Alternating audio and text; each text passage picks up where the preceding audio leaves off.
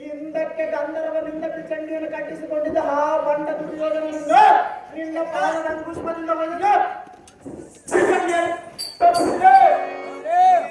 ಮಹಾತ್ಮೆಯಾದ ನಿನ್ನನ್ನು ದಾಸಿ ಕೈಯಬೇಕೆಂದು ಯತ್ನಿಸಿದೆ.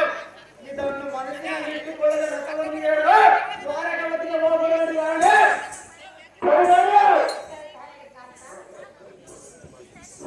ವೀರಕ್ಷಣರು ಒಂದು ಹಾಡು ಆಡ್ಬೇಕಂತ ಹೇಳಿ ಆ ಗಣ್ಯ ಮಾತ್ರ 500 ರೂಪಾಯಿ ಕೊಟ್ಟಿರ್ತಾರೆ.